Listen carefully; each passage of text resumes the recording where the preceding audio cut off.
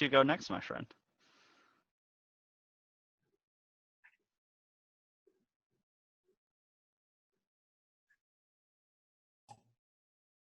Hey, my name is Corey Menke. I am a graduate student at Johns Hopkins University. I'm working on a master's in space systems engineering. I am the student team lead for Team Athena. We'll go into more detail about that during the presentation, but I'm happy to be here and help out. Awesome. Thanks, Corey. Brandon, why don't you go next, my friend? Mhm.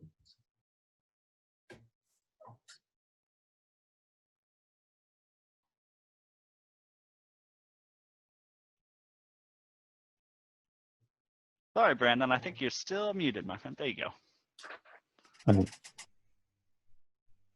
Yeah, that's sorry, I couldn't unmute myself. Yes, so my name is Brandon Ray. I'm from Albuquerque, New Mexico. I'm working with SIPI, with Veronica here at SIPI to host this outreach event where we're going to talk about some of our challenge, the challenge that we're doing, as well as some rocketry info, and then we're going to be making a small paper rocket. Awesome. Brandon, thanks so much. And Richard, go for it, my friend.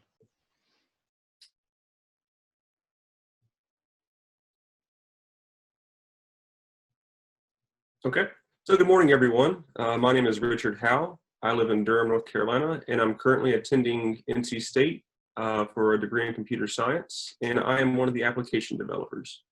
Awesome. Thanks so much, y'all. And thank you to everybody who's watching at home with us for joining us for this installment of Research in Your Community. I'm going to turn it back over to the NASA Suits Team Athena folks for them to tell you more about the project that they've been working on. So folks, go ahead and take it away.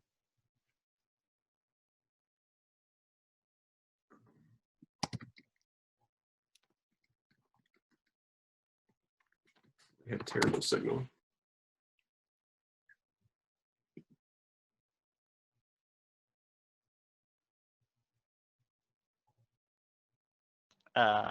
Somebody want to go ahead and take over getting started talking about the project?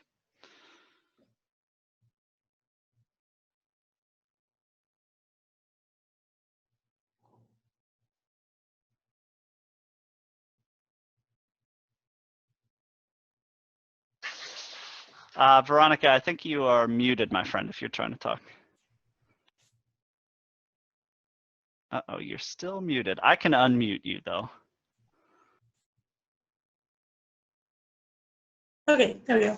I think Brandon is pulling up a PowerPoint, but I can give a general rough description of it. So we're a part of the NASA Suits competition. Our team is split into two sections. One is developers and the other is outreach. And so me and Brandon are part of the outreach portion of this competition, while Corey and Richard are part of the developers portion. So, okay, and also I was looking at the attendees, and the only ones we have attending are two of our team members already. Yeah, we're also simulcasting onto a few other platforms, Brandon. Okay, oh, all right. So, yeah, and I know I was having trouble muting and unmuting.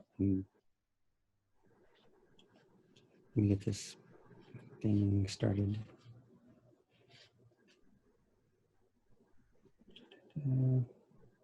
Okay. So we're part of the NASA Suits 2020 challenge. Our team name is Team Athena, and we're doing these outreach events for different museums and science programs to help get students kind of involved in what NASA is doing and what our team is doing with this challenge. Okay. So our team is made up from students from 3 different universities. We have Southwestern Indian Polytechnic Institute in Albuquerque, New Mexico, Johns Hopkins University in Baltimore, Maryland, and North Carolina State University in Raleigh, North Carolina. And we've split our team into two different sections. So we have our app developer team, which is the bigger part of our team, and we have our outreach developers, which is the team that put this presentation and activity together. This is our just kind of a screen, or just so you can put a kind of a face to our other team members. So you can see SIPI has the biggest team down here, but we're working heavily with these other two universities. And there's only 3 of us that are outreach developers. And we're all 3 on the call today. And we've brought in some of the app developers as well to answer any questions. And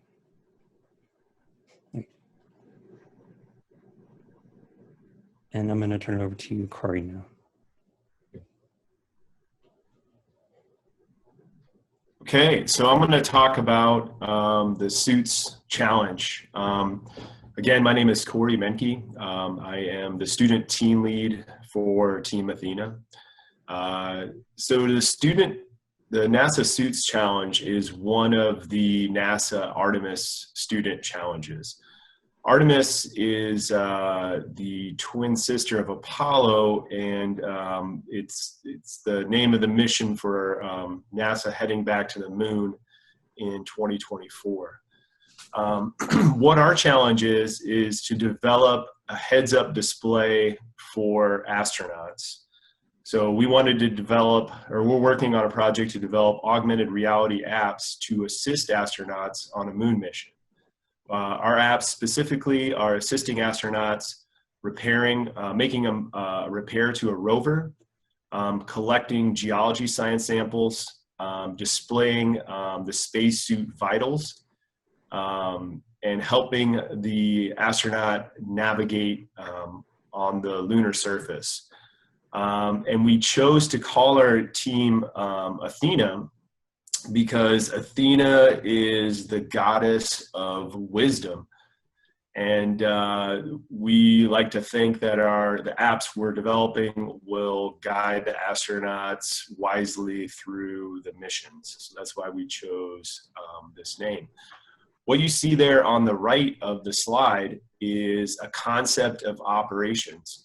Last fall, when we were working on our proposal for this challenge, to be accepted into this challenge, we had to design some concepts of how our applications might look to the astronaut. So it's kind of cartoony looking, but it kind of gives you a little bit feel for the user experience of looking through the astronaut helmet, from the perspective of looking through the astronaut helmet and seeing your applications to help you out with a task on the right and giving you information on telemetry or spacesuit information such as oxygen levels on the left. Okay, go to the next slide.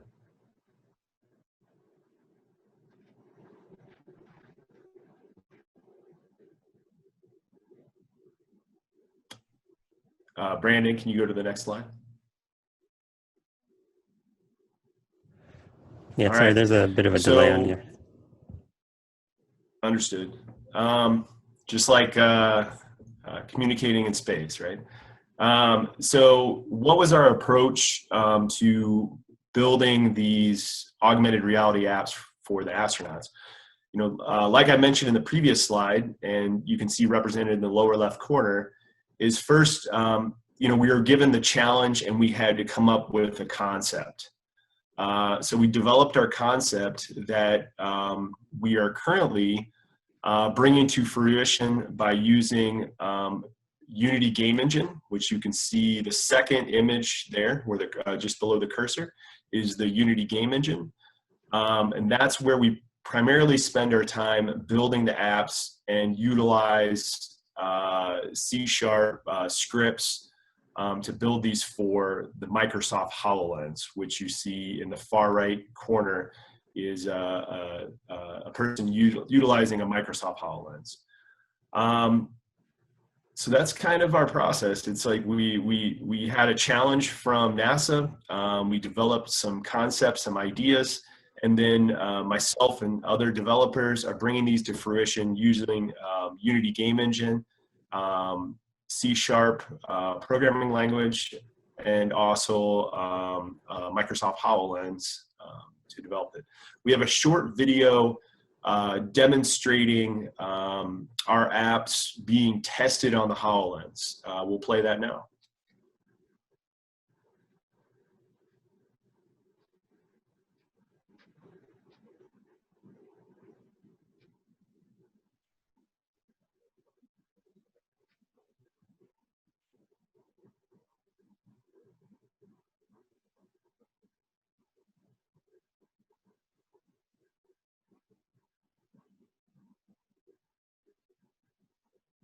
So there is some sound with the video. I'm not hearing it at the moment, so I'll just talk you through it.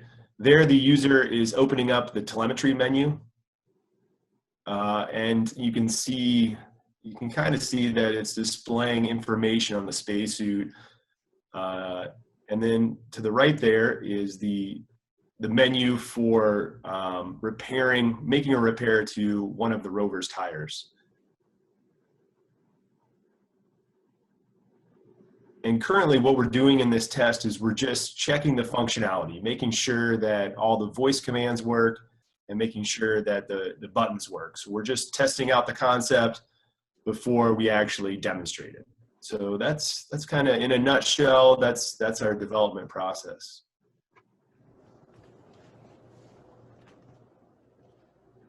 Okay, and then I don't know if we can take questions. Let me see.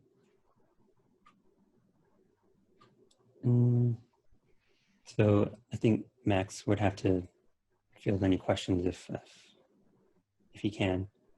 Yeah, Sure. Max, are there any areas you'd like clarification on that we've covered? Anything that we've kind of didn't provide in enough detail, could use more detail on? Well, I love this. I'm super interested in it. One question that I have had is what sort of timeline are we looking at for this type of thing being used? Like how futuristic is an application like this, or how not futuristic? How sort of immediate is it?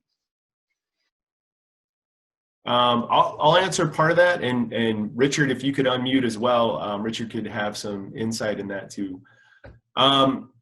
So the plan is to go back to the moon in 2024. They haven't mentioned if this will be part of the spacesuit, but I know that this challenge that we're participating in, this is the third year of the challenge. So this is something that NASA is challenging current college students to achieve, and they're very interested in the technology.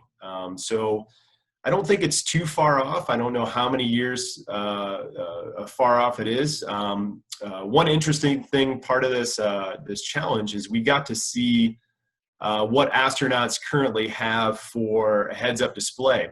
And on this question slide, you see an astronaut giving a thumbs up.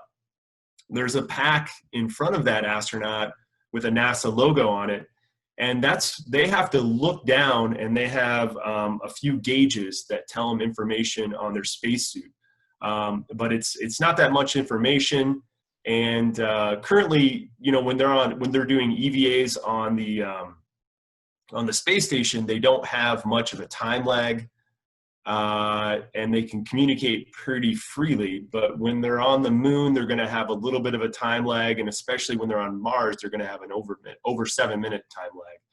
So this type of technology will be very important to giving them more critical information and being able to operate more autonomously without getting feedback from Houston or from the Earth on their vitals and on how to perform a task. So I'm not sure how far out until they're using this technology, but they know it's coming, and the further we go out in the solar system, the more you'll have to have this type of information and display. That's great. I wonder what kind of information, like what sorts of things are they going to need to know that's relayed through something like that? I wonder if you might be able to give an example of like a message that they might receive on there, or a set of instructions or something. Well, Well, I Corey, think one I one think key thing definitely is. Go ahead, Richard. me and you were talking the other day about how this technology is being used in other places in the Department of Defense. I think it's being used for training and combat scenarios, specifically within the Army. So we're using it there. It's not necessarily just used for NASA. But okay, so what kind of critical information, when you were working on the telemetry stream with Guan Wen, what kind of critical information were you displaying to the astronaut? O2 levels, pressure sensors, like atmospheric pressure, temperature, like the ambient temperature on the surface of the moon, water levels, stuff like that, like vital information to survive out in that type of harsh environment. Yeah. So like another key bit of information is how much humidity in the suit is there. Since they're in 0G or close to 0G, the water molecules will float around, and that can present quite a dangerous situation. So having information such as on humidity is very important. But the kind of data that they're getting is definitely on key information on their spacesuit, where they're at, maybe where they need to go, and then also information on how to perform EVA tasks that they're working on. That's great. One last question. You mentioned that this will become more and more important as we begin to travel further out into the solar system. My basic question is, why is that? Because of information can only travel at the speed of light, so that's the limiting factor. So it might only take milliseconds to for a signal to reach the space station, but the moon is much further out. There's going to be a communication lag from Houston in Texas. Likewise, there's going to be several minutes of lag in the future when astronauts are on Mars. So because of this time lag, the astronauts are going to have to be more autonomous and have more information at their disposal. That's awesome. I'm sure that we'll think of more questions as we continue, but yeah, that's great. Why don't we get started with the next activity? Great. Okay, so for our next part of our presentation, before we go into the activity, we're going to just go over how does a rocket operate and just the basics to give you a quick overview of how it works.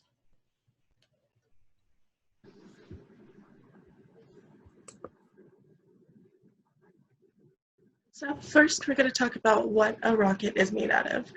So the frame of the rocket is very similar to that of a frame of an airplane.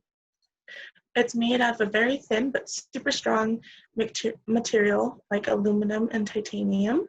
And then there's also a skin that wraps around the body, and it's called the outermost layer.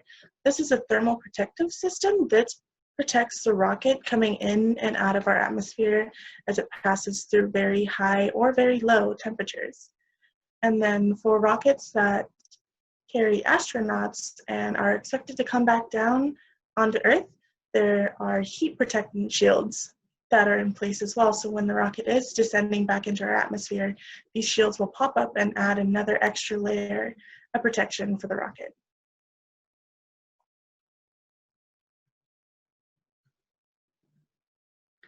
And then we're going to talk about the different sections of a rocket. There's three main sections.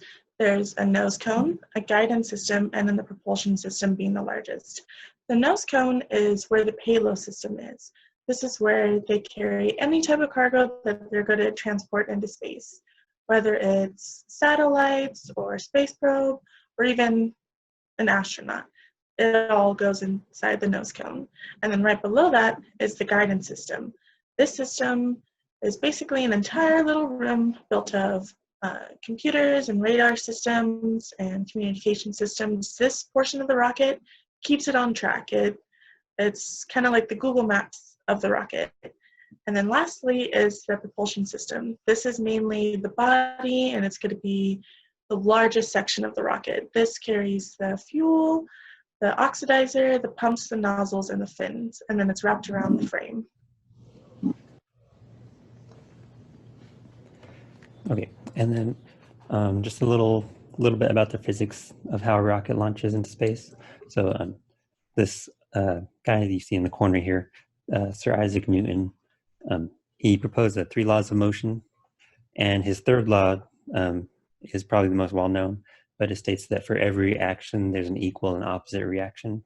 So as the rocket burns its fuel, it'll shoot these hot gases out of a nozzle, which greatly increases the speed and force at which the gas is coming out of the rocket. So as it's pushing down, as if the gas is pushing down is causing an upward force on the rocket, so that the rocket is going to move away from the Earth. And after liftoff, usually the rocket will go straight up for about a minute or so, and then it'll perform a maneuver known as a gravity turn. So it'll use the Earth's gravity to kind of pull it into, it'll pull it sideways. So it's going to go into like an orbital motion around the Earth. And the reason it does this is so that it doesn't have to burn all its fuel trying to fight the Earth's gravity. So it's actually using gravity to its advantage. And so it would use up all of its fuel so much quicker if this maneuver wasn't performed.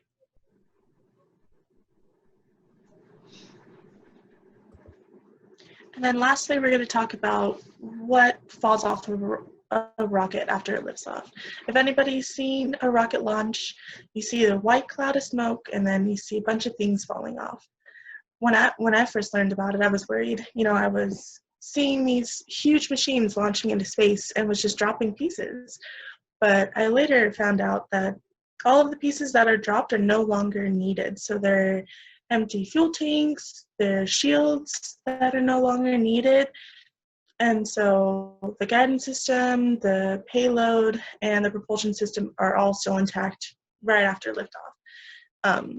And then everything that the rocket sheds off is then it lands in the Atlantic Ocean, where it then can be retrieved and recycled, reused, learned from, pretty much anything. So, yes.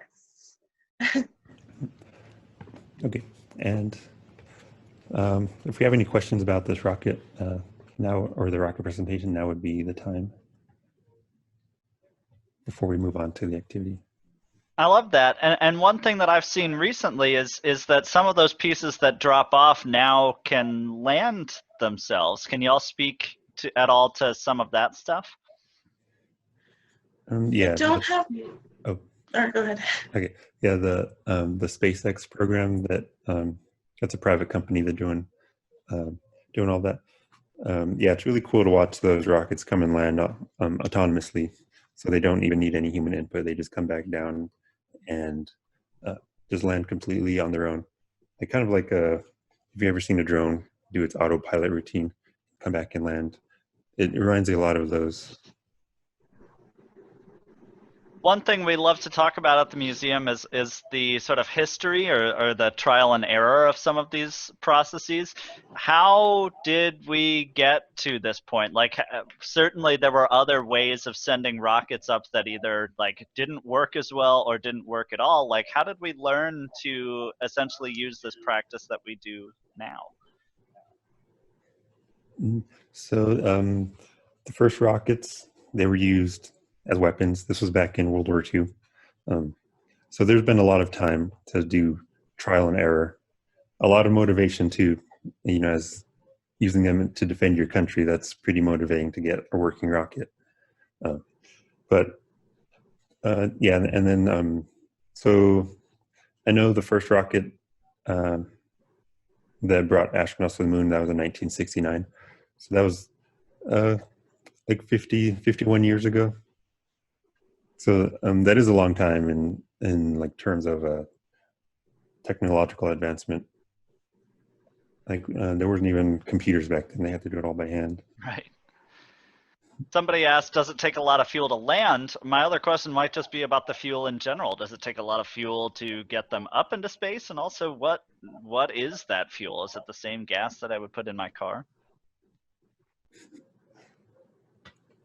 So they use a liquid oxygen fuel usually. And most of the rocket is made up of fuel, that huge bulk of the section. Let me go back a little bit. Yeah, so most of the rocket is made up of mostly fuel and the nozzle at the bottom. And that's all burned up just trying to escape the atmosphere. And afterwards, it requires only a little bit of fuel. Once it's in 0G orbit, it'll only require a little bit of fuel to make adjustments because they don't have to fight against gravity as much anymore. Awesome.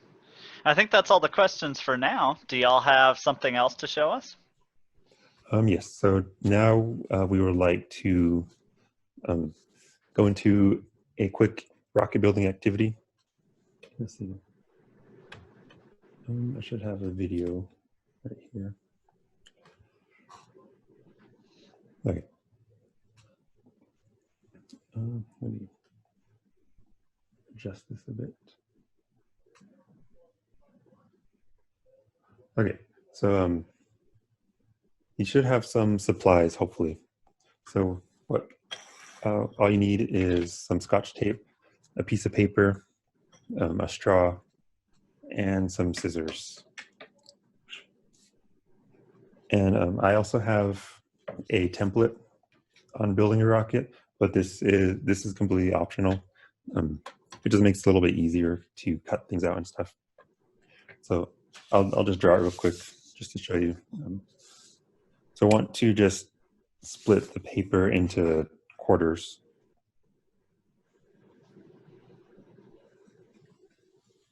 Just like this. And this upper section is going to be the body of the rocket. And the nose cones, they're optional, but they're just going to be a circle with a section cut out. And the fins, the rocket fins, they're just triangles. Hey, Brandon, should we see the camera to see what you're doing with your hand? Let's see. Are you able to spotlight this video, Max? I am, and I have it spotlighted for the recording. There we go, spotlight. Now it should be spotlight for those of us watching live too.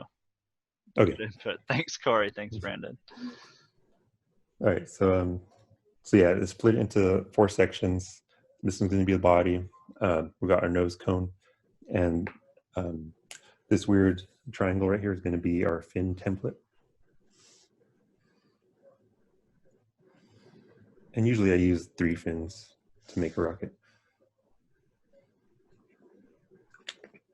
Okay, so it's really easy to make one, a template, if you don't have a printer or if you didn't print one out previously. So I'm gonna switch over to this one now. All right. So first I'm gonna start off just by cutting out this blank section up here that is gonna be the body.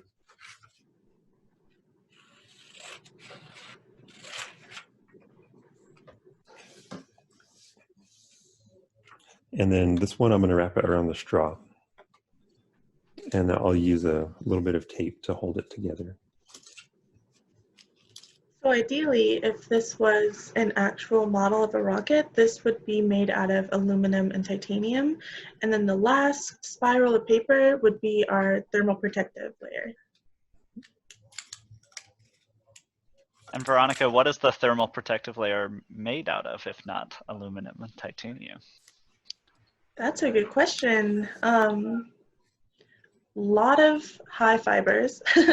I'm not really sure. I think it depends on which rocket, I believe, because one that is a rocket that would just be launched into space to go do a repair on a satellite doesn't need as well of a thermal protective layer as a rocket that has an astronaut that would go up and come back down. Awesome. So it varies on thickness and materials and things like that. That's great. Thanks. Okay, so I have the body done. You want to make sure that it slides on the straw easily so you can launch it later. And now I'm going to work on the nose cone. So let me just cut out one of these circles. We will need one of them.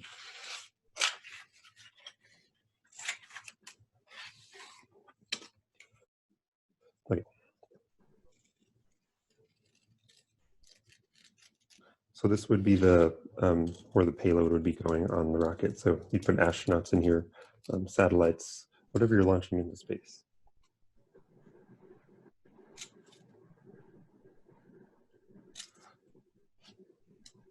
Okay, so it should look like this. And the reason I cut out that section was so that we can fold it into a cone. Just kind of roll it into that pointed shape. And that's just going to attach the top with some tape. Any way you can attach it is fine. It doesn't have to be perfectly centered.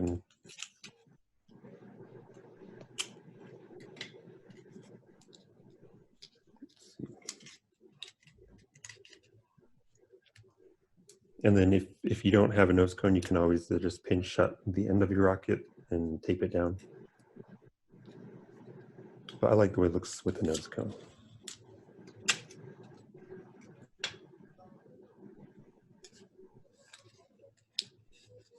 Okay. So just like that.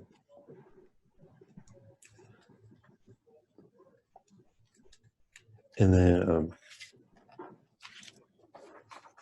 hopefully you guys are able to keep up. I hope I'm not going too fast. But now I'm gonna cut out some fins here. No, I think this is great, Brandon. I also, you're so practiced at this. This is high pressure doing it in front of a live audience. I think you did an awesome job. Yeah. Thank you. It's high pressure arts and crafts. Training for this since I was 5.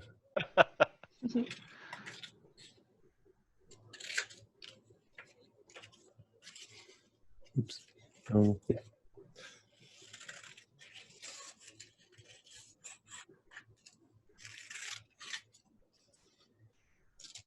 Okay. I did the hard way. Usually, if you fold it first, it's easier to cut it symmetrically.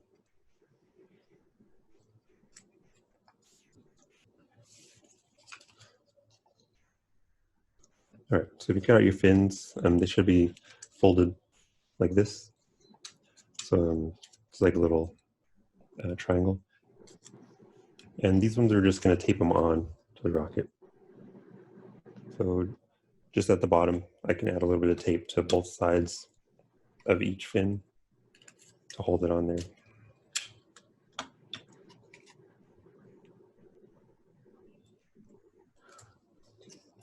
So just like this. And then I'll put one on the other side as well.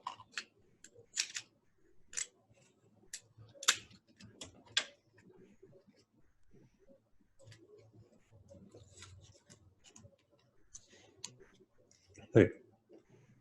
And if you decide to do this again later, you can get creative with your fin shape. Experiment with the size, see if bigger fins make your rocket fly differently.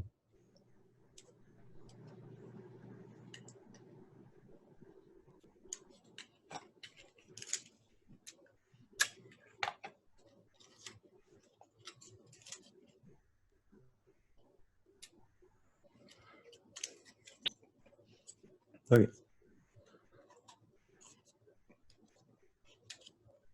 So here we go. This rocket is done. So we've got our nose cone, our body, propulsion system, and we have some fins on there for stabilization. Awesome. We don't have any guidance system. That's going to be up to you on where it flies. And so it should be able to fit on your rocket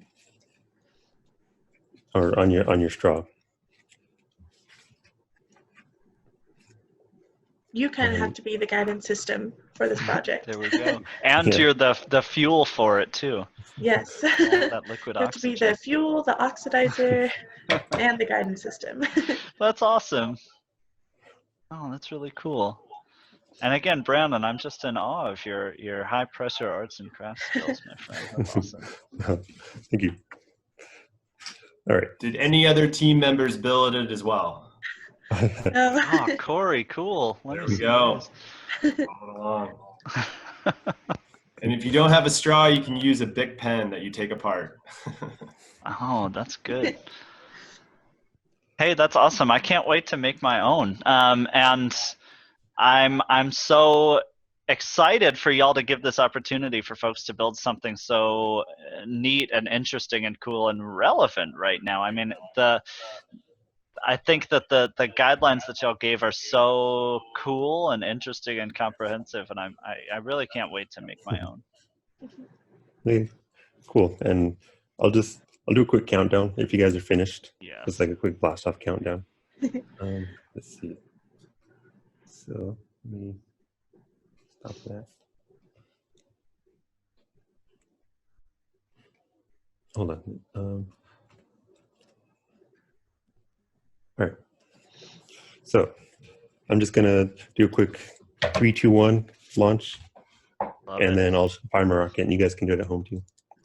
So in 3, 2, 1. That's awesome. Well, pals, thanks so much. Anything else you want to add before we close up this session? No, just thank you for joining, and had a lot of fun. Thank you. I had a lot of fun too. Veronica, Corey, Brandon, Richard, thanks so much for joining us again today. And thank you to everybody who joined us watching from home. Yeah, I had a whole lot of fun. And again, I can't wait to make my own paper rocket. Best of luck to all of y'all in all of your exciting and interesting and innovative and inspiring work that you are doing. I can't wait to see what comes out of it. Thank you so much. Thank you. All right, So long, bye-bye. everybody. So long.